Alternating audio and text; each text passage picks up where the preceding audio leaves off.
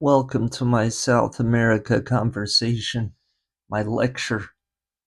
I'm going to be breaking down over several parts in this series what I found out about South America lifestyle, bouncing around different countries, seeing everything from like rentals to uh, food, access to food, what's it cost, technology, transportation, the types of people that are like live in certain towns, like cities versus towns versus the farms. I've just been out there, and been out there for the better part of the last 3 years. Actually, like two years and probably 4 months of the last 3 years I've been in South America. So it's been quite a journey. And, I've got some findings, and some of you are thinking about moving, so let's talk about it. Welcome to South America 101 Part 1. So, first and foremost, I want you guys to understand that my Spanish level before going down there was at like a 2%, maybe 3%. It was absolutely tragic. I had always closed off my mind to learning Spanish because I grew up in Miami with a Spanish family that never spoke Spanish. Because my family was immigrants that came to the United States to hustle and make money. And they realized early on that to make money, they had to always be speaking English.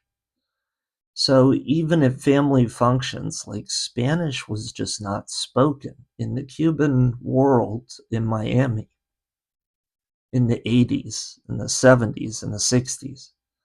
These people took a lot of pride in, and not just the Cubans, the Puerto Ricans, everybody took a lot of pride in learning the language. And that's seen throughout the United States. That's why if you go to New York, you see these Puerto Ricans, they speak with that New York accent, but they do not speak a whole lot of Spanish. They can, and sometimes they want to take it back a little bit to the days of. I mean, they'll speak it in the streets and stuff if that's the lifestyle. I mean, basically, we've got these interesting cultures in America, like the Black culture and the Latino culture, that are different. You don't see this stuff in South America. So it's interesting to see how the people that try to take it as far back as their tribal days, like to represent their tribal basics, those types of people. So their language and the things that they do, maybe they just hang out at the house all day or out in the yard. Like this is really tribal compared to like a group of people or family or something being out on the city as the sun's going down, walking around. These are two completely different lifestyles. The people that are stuck at home and that are just the villager types, and they never vary and they never change anything. These types of people are really like the Neanderthals of our time. They don't really have aspirations. They don't do much. And these types of people always have money problems. Always. Because and there's crime and there's backbiting. It's a lot of work to be lazy. And you can become such a dirtbag if you have no motivation or um, no plan for either your retirement or your break from the norm where you want to travel. Because it's important to realize, understand that traveling to another country for a year or 2 years, this is a big commitment, but it's totally doable. And it might be a smart thing for you to do.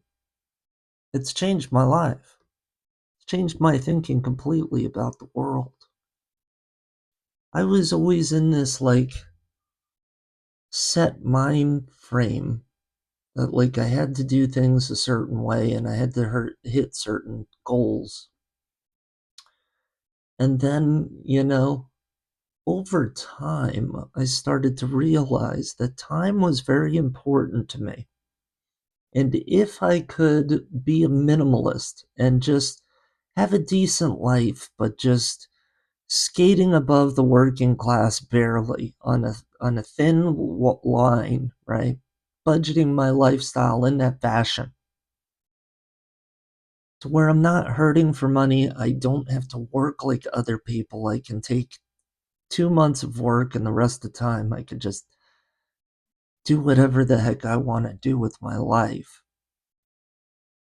These are things that I put into my own calculations before making this commitment of spending almost 3 years down in South America. I realize that I'm getting older. I'm almost 50 years old. I could die at any time if I overstress myself or if I work at a job that I'm not happy with year in and year out. I'm just at that age and at that intelligence level. So I know that the type of work that I do is going to have to be like heavy hitting stuff that's got a good paycheck because I really don't want to work my whole life. I'm sorry. I've felt this way for a long time. I hate to break it to you guys, but at 18 years old, I got a real dose of what real work is all about. I mean, I knew what work was about working as a kid from 8 years old, but let me tell you, as soon as I hit like 18, holy crap, the world changed drastically. And at 18, I just hit the road running and gunning for a good amount of years before I realized that I was just like a hamster on a hamster wheel. And I realized that I had to do something other than what I was doing. So I looked for other people that could be my substitute hamster and we could be business partners, split everything. You just run on that wheel, and people will just expect that my performance is either that of being very lazy or being very focused, depending on who the business partner was at the time. So I let the business partner take all the jobs. Go ahead, knock yourself out. We have a type of work, a type of system that makes really good money. We'll just split it down the middle, 50-50. I design the system, I provide you with the insurance and all the tools and all of that stuff. I got into business with people doing this type of work.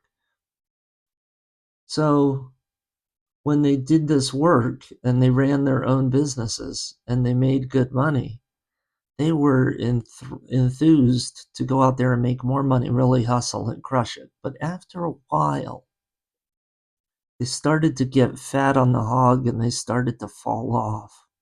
And all of a sudden, they're bidding things that are just outrageous, not getting the bids, not listening to Big Papa Bear. But this is just life. This is what prompted my exodus, my escape from America to South America. So we're on the same page. And now you kind of know a little bit about me. I mean, I think I made the conscious decision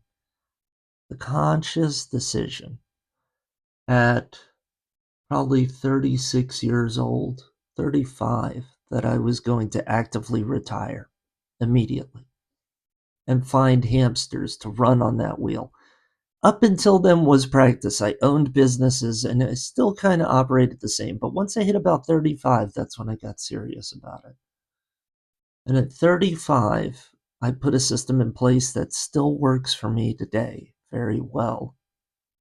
And I'm going to talk about South America now because I've had a lot of free time in the last 14 years to travel the United States in an RV, do the van life thing as well, bounce from Airbnbs, go internationally, go to Europe, go everywhere.